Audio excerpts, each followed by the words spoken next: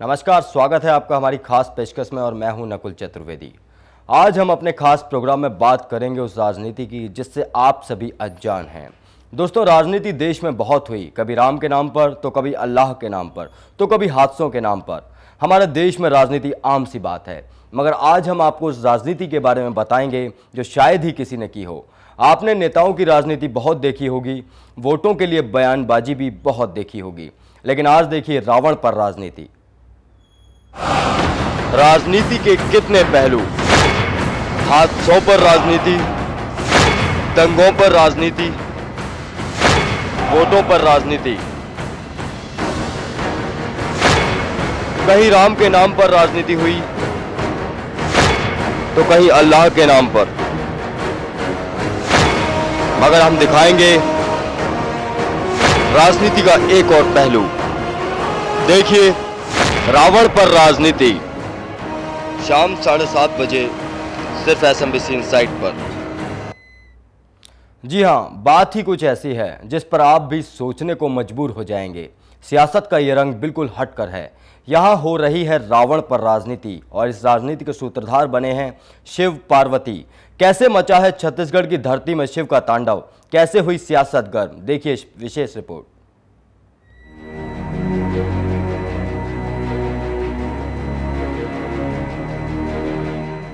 हमारे देश में आपने राम के नाम पर राजनीति करने वालों को लाखों बार देखा होगा, लेकिन आज हम आपको दिखाते हैं किस तरह से छत्तीसगढ़ में रावण के नाम पर हो रही है राजनीति।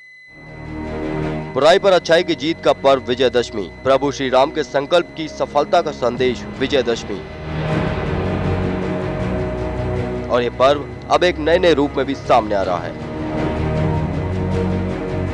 जी हाँ, सियासत की गली में अब इस रावण के सहारे ही विजय पताका फहराने के लिए छत्तीसगढ़ की राजनीति में नए पैंतरे अपनाए जा रहे हैं।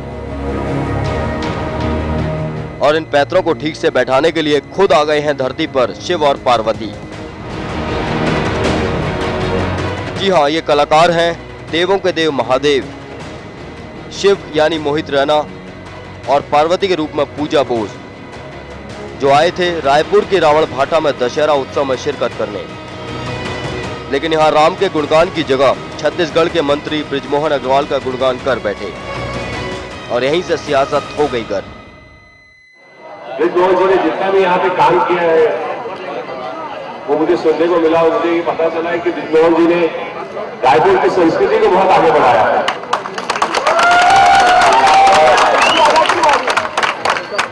हमारे देश को बृजमोहन जी जैसे लोगों की बहुत जरूरत है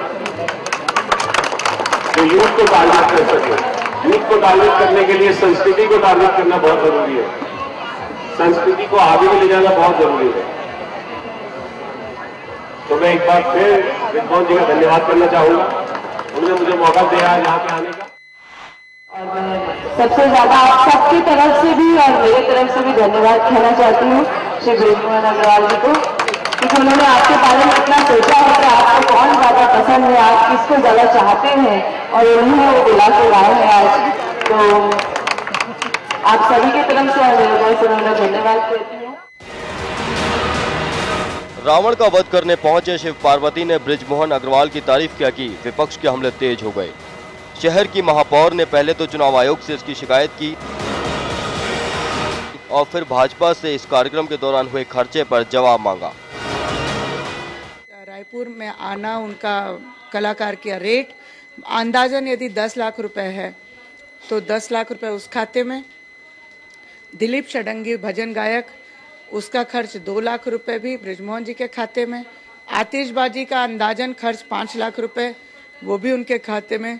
और दशहरा मैदान में रावण, कुंभकर्ण, मेघनाथ का पुतला, पटाखे, आतिशबाजी और उनके साथ पूरा मंच, लाइट, साउंड, माइक, बैनर और आपका कैमरा जो एकदम स्पेशल मूविंग कैमरा था जिसके अकेले की लागत 3 लाख है। तो अंदाजन 10 लाख का ये कार्यक्रम का पंडाल का खर्चा, तो कुल 27 लाख रुपए बृजमोहन अग्रवाल के चुनावी खर्च में जोड़ना चाहिए। सूबे की सियासत यहीं खत्म नहीं हुई। यहाँ पर मंत्री जी के समर्थन में प्रचार तो हुआ ही, लेकिन साथ में मंत्री जी के फोटो लगे कैलेंडर भी बांटे गए। कांग्रेस के तेवर इस पर सख्त हुए तो बीजेपी की तरफ से भी जवाब आया, लेकिन उन्होंने सारे आरोपों का खंडन कर मामले से इतिश्री कर ली।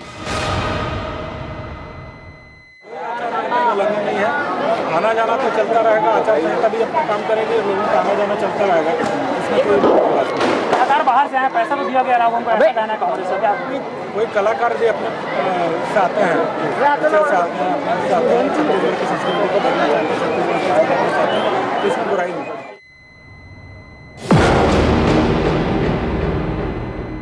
सियासत में जब ये हवा फैली तो दोनों ही पार्टियों के तेवर गर्म हो गए, लेकिन किसी के पास इस बात का जवाब नहीं था कि ये सारा खेल कैसे खेला जा रहा है। हाँ, आरोप थे जो एक दूसरे पर लगाए जा रहे थे, लेकिन सवाल यहाँ ये उठता है कि क्या जनता का समर्थन खत्म हो गया? जो विजयदशमी के दिन रावण पर राजनीति करने की नौबत आ गई।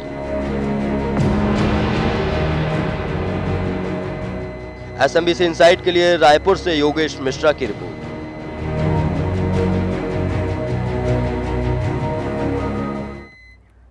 तो देखा आपने किस तरह राजनीति के खेल में रावण के साथ खड़े होकर भी राजनेता राजनीति से दूर नहीं होते, मगर देवों के देव महादेव के ये दोनों मुख्य कलाकार यहां पहुंचकर सिर्फ नेताजी का ही गुणगान करते रहे।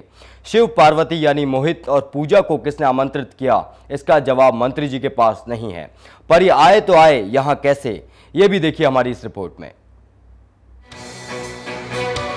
रावण का दहन हुआ, बुराई पर अच्छाई की जीत हुई, नेता के नाम का गुणगान हुआ। सारा कार्यक्रम पूर्व निर्धारित था, लेकिन कलाकारों को किसने बुलाया, कितने पैसे देकर बुलाया, इसका जवाब देने को कोई तैयार नहीं। दशहरा आयोजन समिति के मुख्य संरक्षक कहते हैं कलाकारों को उन्होंने नहीं बुलाया। हमारी जो महापौर हैं डॉक्टर किरणमयी नायक जी, उन्होंने उसका विधिवत शिकायत किए हैं और निश्चित रूप से आचार संहिता का यह उल्लंघन है, ऐसा नहीं होना चाहिए। और पहली बात यह है, किसी भी धार्मिक राजनीति चाहे आचार संहिता लगा रहे तब या ना लगा रहे तब, राजनीति नहीं होनी चाहिए। राजनीति में है, लेकिन धर्म में राजनीति कभी भी नहीं होनी चाहिए। आयोजन समिति के संरक्षक महंत राम सुंदर को नहीं पता था कि इन कलाकारों को किसने बुलाया। मंत्री जी यहाँ पर कैसे आए ये भी नहीं पता। तो यहाँ पर कुछ सवाल उठते हैं जिनका जवाब सभी को देना होगा। जब आयोजन दशहरा समिति का था तो मंत्री जी वहां कैसे पहुंचे? आखिर इन कलाकारों को किसने बुलाया? क्या इन कलाकारों को मंत्री जी ने बुलाया? क्या मंत्री जी ने इनको पैसा दिया?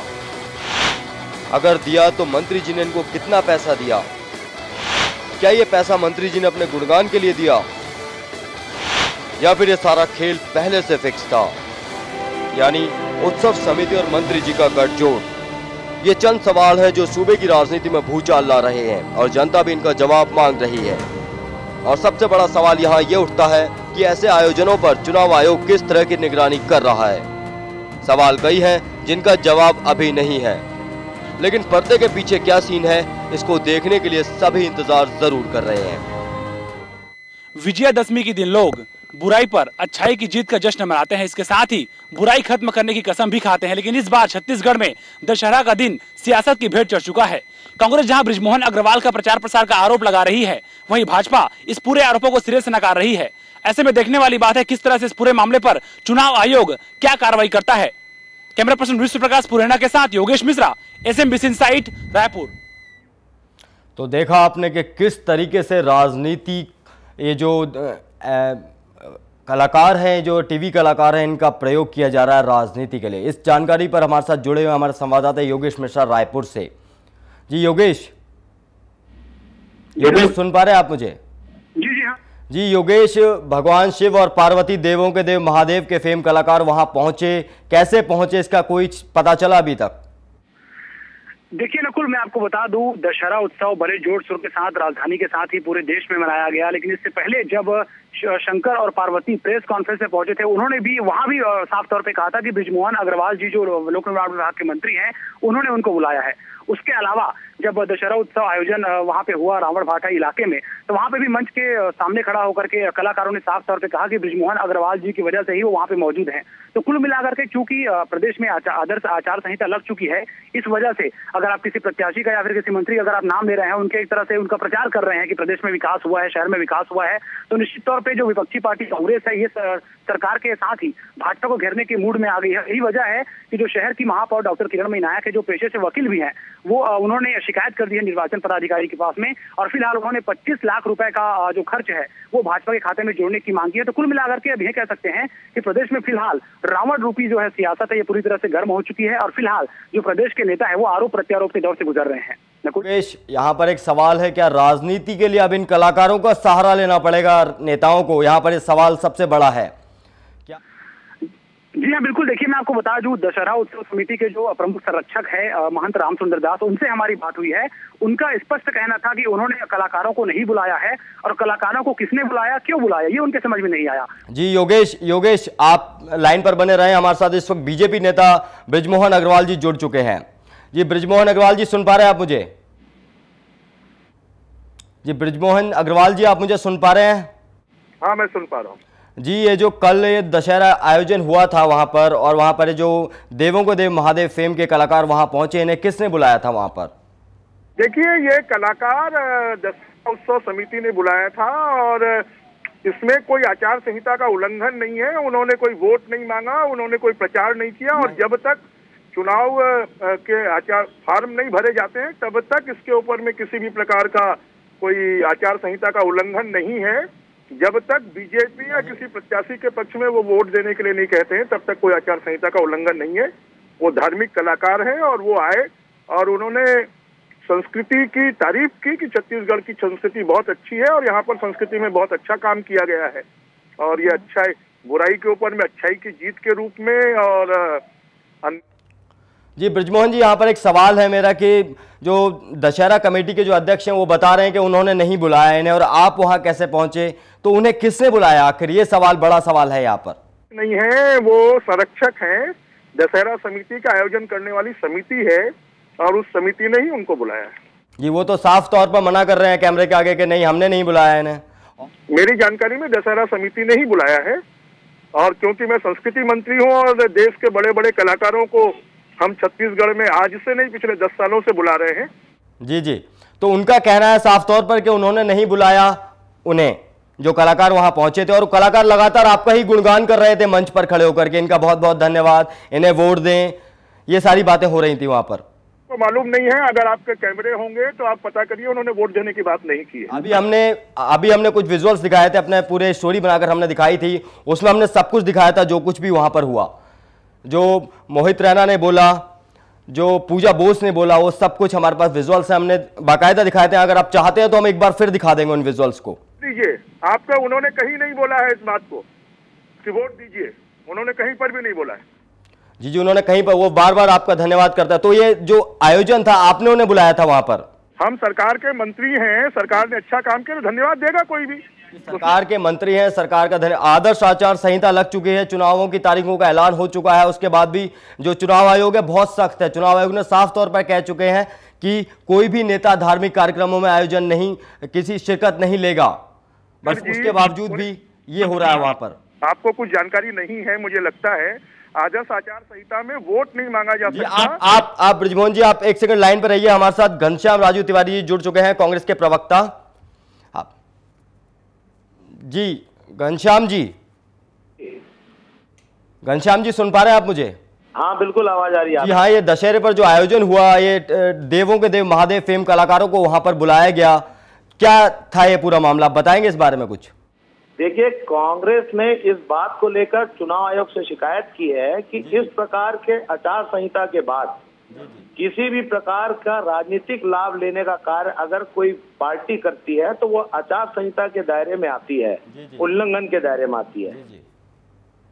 तो चुनाव आयोग ने सख्त था, चुनाव आयोग ने यह भी बोल दिया था कि कोई भी धार्मिक कार्यक्रमों में कोई अपनी राजनीति से जुड़े या तो सबसे पहले तो शिरकत ही नहीं करेंगे, अगर करेंगे तो वहां पर राजनीति से जुड़ी कोई बात नहीं होगी। देखिए, इलाहाबाद हाई कोर्ट ने इस बात को स्पष्ट किया है कि चुनाव आचार संहिता के बाद कोई भी, चाहे वो सामाजिक कार्यक्रम हो चाहे वो राजनीतिक कार्यक्रम हो, सारे आचार संहिता के उल्लंघन के दायरे में आती है, और हमने उसी को आधार बनाकर आचार संहिता के उल्लंघन का हमने शिकायत चुनाव आयोग से किया है। जी, बृजमोहन अग्रवाल जी बोल रहे हैं कि नहीं, उन्होंने कोई आदर्श आचार संहिता का उल्लंघन नहीं किया है, कि कहां तक सही है ये बात? आदरणीय बृजमोहन जी इस प्रदेश के वरिष्ठ नेता हैं, सम्मानित मंत्री हैं, और मुझे ऐसा लगता है कि थोड़ा सा वर्तमान की परिस्थिति में जो चुनाव आयोग ने नियम कायदे बनाए हैं, शायद थोड़ा सा उन्हें संज्ञान में लेने की आवश्यकता होगी। मुझे जी बृजमोहन जी, आप सुन रहे हैं मुझे? मैं सुन रहा हूँ जी। आप क्या कहेंगे घनश्याम जी की इन बातों पर? देखिए, आदर्श आचरण संहिता में सरकारी साधनों का उपयोग चुनावी प्रचार के लिए नहीं होना चाहिए। ये एक समिति के द्वारा आयोजित कार्यक्रम है और उसमें कलाकारों ने संस्कृति की तारीफ की है, उन्होंने वोट नहीं मांगा है, धन्यवाद दिया है, और इसमें कोई आचरण संहिता का उल्लंघन नहीं है। जब तक हम नॉमिनेशन नहीं भरते हैं, प्रत्याशी नहीं बनते हैं, तब तक ये सब चीजें लागू नहीं होती है। और उन्होंने ना भारतीय जनता पार्टी का नाम लिया है, ना वोट देने का नाम लिया है, ना कमल फूल का प्रचार किया है, इसलिए कोई आचरण संहिता का उल्लंघन नहीं है। आपका तो खुलेआम प्रचार किया है उन्होंने ना, तो नाम लेंगे क्यों? नाम लेने में क्या दिक्कत है? बृजमोहन अग्रवाल जी ने हमें बुलाया है, ये संस्कृति यहाँ की बहुत अच्छी है, संस्कृति को बढ़ावा मिला है 10 सालों में, और इसलिए हम इनको धन्यवाद देते हैं, अच्छी बात है। नहीं तो आपके ऊपर जो ये आरोप लगाए गए हैं कि आपने आदर्श आचार संहिता का उल्लंघन किया है, ये क्यों लगे? फिर विपक्ष हमारी तारीफ थोड़ी करेगा, विपक्ष हमारे ऊपर आरोप ही लगाएगा, चुनाव है। जी घनश्याम जी, आप क्या कहेंगे इस बारे में? देखिए, इसमें सीधी बात यह है कि विपक्ष तारीफ नहीं करेगा, आदरणीय मंत्री जी कह रहे हैं, निश्चित बात सही है, पर विपक्ष कम से कम अपनी भूमिका जरूर निभाएगा जो विपक्ष की जिम्मेदारी है। और हमने इस घटनाक्रम में जो विपक्ष की भूमिका होती है उसे हमने स्पष्ट तौर पर चुनाव आयोग के समक्ष अपनी बातों को तथ्य के माध्यम से और कुछ आधार के माध्यम से रखे हैं, जिसका कि हमें भरोसा है कि चुनाव आयोग इसमें जल्दी कोई अपना निर्णय लेगी। चलिए घनश्याम जी, आपका बहुत बहुत धन्यवाद हमारे साथ जुड़ने के लिए। जी बृजमोहन जी, एक सवाल और यहाँ पर मेरा कि चुनाव आयोग सख्त है, चुनाव आयोग ने साफ तौर पर कहा था, अभी कुछ ही दिन पहले मीडिया ने भी इस चीज़ को दिखाया था कि चुनाव आयोग ने साफ तौर पर बोला, अभी बाबा रामदेव पर भी चुनाव आयोग पूरी तरीके से सख्त है। बाबा रामदेव की भी सीढ़ियाँ बनाई जा रही हैं, उनकी भी सीढ़ियों को चुनाव आयोग देख रहा है। तो यहाँ पर जो आपने किया तो वो कहीं गलत नहीं है आपकी तरफ से? किसी प्रकार से कोई गलत नहीं है। उन्होंने कहीं पर भी वोट नहीं मांगा, कहीं पर भी जिताने की अपील नहीं की, और इसलिए तारीफ करना कोई आदर्श आचार संहिता का उल्लंघन नहीं है। अच्छा काम किया, ये तारीफ, अगर अच्छा काम हुआ तो उसकी तारीफ कोई भी करेगा। जी, वहां पर एक सवाल मेरा, वहां पर जो आप वहां पर जब दशहरा आयोजन हुआ था, वहां पर जो कैलेंडर बांटे गए हैं, वहां पर आपकी फोटो है बाकायदा, वहां बीजेपी का लोगो है, कमल का फूल है, तो ये क्यों था वहां पर? ये मेरी जानकारी में नहीं है। ये आपकी जानकारी में नहीं है? कर्ताओं ने, किसी ने और किसी ने बांटा होगा, हमारी जानकारी में। और कोई कैसे बांट सकता है बृजमोहन जी? और कोई कैसे बांट सकता है? आयोजन आपने किया था, बुलाया आपने था, कैलेंडर भी बांटे गए हैं बाकायदा। हमारे हजारों कार्यकर्ता है, कोई भी कार्यकर्ता ने किया होगा, हमें जानकारी में नहीं। आचार संहिता लगी हुई है इस वक्त, आदर्श आचार संहिता। हाँ, मुझे मालूम है, आदर्श में आचार संहिता जानता हूँ, मैंने 5 चुनाव लड़े हैं। जी, तो आपने चुनाव तो लड़े हैं, बट यहाँ पर तो आचार संहिता का आप उल्लंघन कर रहे थे ना? आप, देश चलता है कानून से, नियमों से, कायदों से, सीआरपीसी से चलता है, आईपीसी से चलता है। आप लाइन पर रहिए, हमारे साथ डॉक्टर किरण मलिक जुड़ गई हैं जिन्होंने शिकायत। किरणमयी जी, किरणमयी जी, आप क्या कहेंगी इस बारे में? आचार संहिता का उल्लंघन नहीं है, बृजमोहन जी ने आचार संहिता का उल्लंघन नहीं किया। देखिए, मुझे ऐसा लगता है बृजमोहन जी पुराना जो आचार संहिता है उसको लेकर के बैठे हुए हैं। आचार संहिता में अभी नए संशोधन हुए हैं, उसको उन्होंने पढ़ा नहीं है, और या तो फिर अपने पद और उसके अहंकार की वजह से वो इस बात को कह रहे हैं। आचार संहिता के जो नई गाइडलाइन है उसमें स्पष्ट है कि आप यदि सार्वजनिक मंच में किसी को बुलाते, स्टार प्रचारक को, और उसके माध्यम से अपना प्रत्यक्ष या अप्रत्यक्ष प्रचार करते हैं। जी, तो बृजमोहन जी, आप क्या कहेंगे इस बारे में?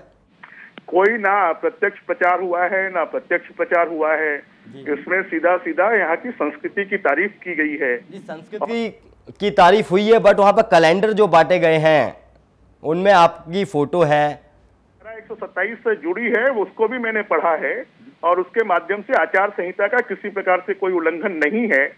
और ये मुझे अच्छी तरह मालूम है, किरणमयी नायक जी वकील हैं, उनको ये जानकारी होना चाहिए। प्रत्याशी के खाते में पैसा तभी जुड़ता है जब वो नॉमिनेशन भर देता है। जी, चलिए, मतलब आप पूरे तरीके से मानते हैं कि आपने आदर्श आचार संहिता का उल्लंघन नहीं किया है? किसी भी प्रकार का कोई आचार संहिता का उल्लंघन नहीं है और धार्मिक कार्यक्रमों में धार्मिक कलाकार आते हैं और ये स्वाभाविक प्रक्रिया है। तो किरण जी, बृजमोहन अग्रवाल जी साफ तौर पर इनकार कर रहे हैं कि उन्होंने आदर्श आचार संहिता का उल्लंघन नहीं किया है। आप क्या कहेंगे इस बारे में? मैंने जो आपसे कहा कि उन्होंने नियम को पढ़ा नहीं है। जिस दिन वो कैंडिडेट डिक्लेयर होंगे, ये जो व्यय है उस दिन उनके खाते में जोड़ा जाएगा, नियम ये है। और वो जो कह रहे हैं कि धार्मिक कार्यक्रम है, उन कलाकारों ने ये नहीं कहा कि वो धार्मिक कार्यक्रम के लिए आए, ना तो उसको समिति ने बुलाया था। उन कलाकारों ने स्पष्ट रूप से कहा कि बृजमोहन अग्रवाल जी के कहने पर हम आए हैं, हमें बृजमोहन अग्रवाल जी ने बुलाया है। और हमने रायपुर छत्तीसगढ़ देखा, सुबह से लेकर रात तक में उन्होंने छत्तीसगढ़ भी देख लिया, तो डेवलपमेंट भी देख लिया। तो तोते की तरह रटा करके उन कलाकारों को लाया गया था और उनसे इंटेंशनली बुलवाया गया। जी बृजमोहन अग्रवाल जी, आप क्या कहेंगे इस बारे में? आरोप सही है ये? मैं उनका जवाब नहीं देना चाहता, वो वकील हैं। पहली बात तो जनता को गुमराह करने की कोशिश कर रही हैं। आदर्श आचार संहिता में कैंडिडेट के खाते में जिस दिन वो नॉमिनेशन भरने के लिए उसके फॉर्म की रसीद कटती है, उसके बाद के जो खर्चे होते हैं वो उसमें जुड़ते हैं। ये उनको जानकारी होना चाहिए। एक वकील होने के नाते उनको कानून के बाहर जाकर बात नहीं करना चाहिए। मैं बोलना नहीं चाहता, परंतु बोलने के लिए बहुत सारी चीजें हैं। और आदर्श आचार संहिता का उल्लंघन कितने तरीके से किया जा रहा है उन लोगों के द्वारा, हम लोग जो लोग को अपनी हारने का दृश्य सामने दिखाई देता है, वही लोग इस प्रकार के आरोप प्रत्यारोप लगाते हैं। हम आरोप प्रत्यारोपों में कोई विश्वास नहीं करते, हम तो फेयर तरीके से चुनाव लड़ने में विश्वास करते हैं। किरण जी, आप क्या कहेंगे इस बारे में? देखिए, यदि फेयर तरीके से चुनाव लड़ने की बात कर रहे हैं तो उनको डर नहीं होता और दहशत नहीं होती, तो ये अनाप शनाप भ्रष्टाचार की कमाई से लोगों को बुलाने की जरूरत नहीं थी। कलाकारों को उनका भाई लेकर आ रहा है, समिति वाले उनके लिए लेकर के नहीं आ रहे हैं, और उनको अपना कैलेंडर छाप के बांटने की जरूरत नहीं थी। आयोजन समिति का पास अलग था, वीआईपी पास इनको अपने नाम से छपाने की जरूरत नहीं थी। हार का डर तो उनके चेहरे पर दिख रहा है, इसीलिए तो ये सारा तामझाम धार्मिक कार्यक्रम की आड़ में कर रहे हैं। तो किरण जी, आपने चुनाव आयोग से इसकी शिकायत की? बिल्कुल शिकायत की और उस पर जांच की कार्रवाई भी चालू हो गई है। तो बृजमोहन अग्रवाल जी, आप क्या कहेंगे इन आरोपों पर? एक बार फिर सफाई आप दें, बताएं, क्लियर करें। अभी तक ये बात आपकी साफ नहीं हो पाई है कि आपने आदर्श आचार संहिता का उल्लंघन नहीं किया है। सफाई देने की आवश्यकता नहीं, मैं सफाई देने के लिए आपके सामने नहीं आया हूँ। हमने कोई उल्लंघन नहीं किया है। मैं पूरे नियम कायदे कानून जानता हूँ, मैंने भी लॉ की है, मैं पार्लियामेंट्री मिनिस्टर हूँ, मुझे पूरे नियमों की जानकारी है। मैं कभी भी ऐसा कोई काम नहीं करता हूँ जिसमें आचरण संहिता का उल्लंघन हो। तो उन कलाकारों को आपने ही बुलाया था? उन कलाकारों को समिति ने बुलाया। समिति तो मना कर रही है? नहीं कर रही है ना, समिति मना नहीं कर रही है। मुझे लेटर है मेरे पास समिति तो आपने कैलेंडर क्यों बंटवाए? फिर वहां पर यह सवाल उठता है कि आप बांटे कैलेंडर, मुझे नहीं जानकारी में है ये। जी, मैं ये जानना चाह रहा हूं कि कैलेंडर में आपकी फोटो छपी हुई है, पूरे तरीके से प्रचार हो रहा है। हमारे समर्थक छपवा सकते हैं, मेरी जानकारी में नहीं है ये। आपके समर्थकों ने छपवाया और आप वहां मौजूद थे, आपको जानकारी नहीं है इस बात की? मेरे सामने नहीं बांटे गए कैलेंडर, मेरे स्टेज से नहीं बांटे गए। आपके स्टेज पे नहीं बांटे गए, मतलब आप पूरे तरीके से बता रहे हैं कि आपने आदर्श आचार संहिता का उल्लंघन नहीं किया है। और दूसरी तरफ आपके ऊपर आरोप लग रहे हैं, आप कह रहे हैं कि विपक्ष ही आरोप लगा रहा है। अभी मैं आपको एक ताज़ा मामला बता दूं कि आज की बात है, बाबा रामदेव आए हुए थे छतरपुर में। चुनाव आयोग ने डीएम से उनकी सीडी मांगी है, वो वहां पर मोदी जी का प्रचार कर रहे थे, नरेंद्र मोदी जी का। कोई दिक्कत नहीं, मुझे कोई दिक्कत नहीं है। तो चुनाव आयोग वहां सख्त है, यहां सख्त नहीं होगा? नहीं, यहां भी सख्त है, क्या दिक्कत है? तो फिर जब वहां पर बाबा रामदेव के ऊपर कसी जा सकती है नकेल, तो यहां पर ये जो देवों के देव महादेव के जो फेम थे, तो क्या दिक्कत है उसमें? जी, आप लाइन पर रहे, हमारा संवाददाता योगेश मिश्रा हमारे साथ जुड़ गए हैं। योगेश मिश्रा, बताएं जरा पूरा क्या मामला है पूरा। देखिए नकुल, जैसा कि हम पिछले 20 मिनट से लगातार अपनी रिपोर्ट बता रहे हैं, जिस तरह से जो शिव शंकर और पार्वती के जो कलाकार हैं जो रूप में करते हैं टीवी चैनल में, तो उन्होंने जिस तरह से तारीफ की है, उसको लेकर कहीं ना कहीं कांग्रेस ने विरोध जताया है। और जो शहर की महापौर डॉक्टर किरणमयी नायक है, ये निर्वाचन आयोग के पास पहुंची है और शिकायत की है। तो कुल मिला के अब ये जो कार्रवाई की अगर बात करें तो निश्चित तौर पर निर्वाचन आयोग के फिलहाल पाले में चला गया है। और देखने वाली बात यह है इस पूरे मामले को किस तरह से निर्वाचन आयोग गंभीरता से लेती है, क्योंकि लगातार हमारी कांग्रेस और भाजपा के नेताओं से बात हो रही है। भाजपा नेता लगातार ये दावा कर रहे हैं कि आचार संहिता का उल्लंघन किसी भी सूरत हाल में नहीं हुआ है। वहीं अगर कांग्रेस के नेताओं की बात करें तो कांग्रेस लगातार कह रही है कि अगर निर्वाचन आयोग कार्रवाई नहीं करती है तो हम आने वाले दिनों में बड़ा उग्र प्रदर्शन कर सकते हैं। कुल मिलाकर के कहीं ना कहीं जो सूबे की सियासत है वो फिलहाल गर्म है और देखने वाली बात है किस तरह से निर्वाचन आयोग पूरे मामले को लेकर कार्रवाई करता है। जी योगेश, यहाँ पर बृजमोहन अग्रवाल जी जो कैलेंडर वाली बात है उससे साफ तौर पर इनकार कर रहे हैं। देखिए, अब ये तो जांच का विषय है। जैसा कि मंत्री जी लगातार हमसे बात कर रहे हैं, आपसे बात कर रहे हैं, तो उन्होंने स्पष्ट कर दिया है कि उनके जानकारी में फिलहाल ये बात नहीं है। लेकिन हाँ, कल जब हम महापौर से बात करने पहुंचे थे, महापौर ने साफ तौर पे कहा कि बकायदा वहां पे कैलेंडर बांटे गए हैं और वीआईपी पास बांटे गए हैं, जिसमें बकायदा संस्कृति मंत्री की तस्वीर लगा हुआ है। इसके अलावा भाजपा का प्रचार करने की कोशिश की गई है। तो कुल मिलाकर के चूंकि किरण नायक जो है एक पेशे से वकील भी हैं, तो उन्होंने साफ तौर पर इस पूरे मामले का विरोध किया है और इस मामले को लेकर फिलहाल वो निर्वाचन आयोग के दहलीज पर गई है। तो अब कुल मिलाकर के ये देखने वाली बात होगी नकुल कि किस तरह से निर्वाचन आयोग दोनों पक्षों की बातों की किन पर क्या कार्रवाई करता है। जी, बृजमोहन अग्रवाल जी ने भी हमें बताया कि उन्होंने खुद लॉ किया हुआ, वो भी जानते हैं अच्छे तरीके से कि उन्होंने आचार संहिता का उल्लंघन नहीं किया है। तो कितनी सच्चाई है उनकी बात में? आप घटनास्थल पर मौजूद थे, जो भी वहां पर हुआ आपने कल देखा, सब कुछ देखा, आप बताएं जरा। बृजमोहन अग्रवाल जी हमारे साथ इस वक्त लाइन पर मौजूद हैं। नकुल, जहां तक दिखाने की बात है तो हम लगातार पिछले 20-25 मिनट से ही दिखा रहे हैं कि आखिर हुआ क्या था। हम बिल्कुल भी एडिटिंग नहीं किए हुए हैं और वहां पे हम जब रावण भाटा पहुंचे हुए थे तो कुल मिलाकर कलाकारों ने ये जरूर कहा है कि हाँ, शहर में विकास हुआ है, बृजमोहन अग्रवाल जी के नेतृत्व में लगातार विकास हुआ है। तो उस जो वर्ड है उसको लेकर कांग्रेस लगातार निर्वाचन आयोग के दहलीज पर जा चुकी है। और फिलहाल जहां तक सफाई की बात करें तो कांग्रेस नेताओं के अपने अपने दलीलें हैं और भाजपा के नेताओं के अपने अपने दावे हैं। तो कुल मिलाकर ये हमारा दिखाने का काम है। हम सच्चाई दिखा सकते हैं, हमारे कैमरे में जो कैद हुआ है हम उसको दिखा सकते हैं, लेकिन जहां तक कार्रवाई की बात करें या फिर जांच की बात करें तो वो निर्वाचन आयोग का काम है। और निश्चित तौर पे हमें पूरा भरोसा है कि निर्वाचन आयोग इस पूरे मामले को संज्ञान में लेकर के इस मामले में जो भी होगा सही गलत तो सामने लाएगा। चलिए ठीक है योगेश, आपका बहुत बहुत धन्यवाद हमारे साथ जुड़ने के लिए और तमाम जानकारी देने के लिए। बृजमोहन अग्रवाल जी, जो कुछ भी है सच है झूठ है, चुनाव आयोग अपने आप देख लेगा, निर्वाचन आयोग अपने आप देख लेगा। आपको भी बहुत बहुत धन्यवाद हमारे साथ जुड़ने के लिए। कहीं राम पर कहीं राजनीति तो कहीं अल्लाह पर राजनीति, कहीं वोटों पर राजनीति, कहीं लाशों पर राजनीति। जी हाँ, राजनीति के रंग ही कुछ ऐसे हैं जिनके बिना राजनेता रह ही नहीं सकते और यह राजनीति चुनाव के वक्त और तेज हो जाती है। छत्तीसगढ़ में भी कुछ ऐसी हवा चल रही है जिस पर बहने के लिए सब तैयार हैं। इस राजनीति का हश्र क्या होगा ये तो बाद में पता चलेगा, लेकिन यहां सवाल उठता है कि राजनीति के नाम पर यह खेल कब तक चलता रहेगा और कब तक ये जनता इसी तरह बुने हुए चक्रव्यूह में फंसकर घूमती रहेगी। सोचिए और मुझे दीजिए इजाजत। नमस्कार।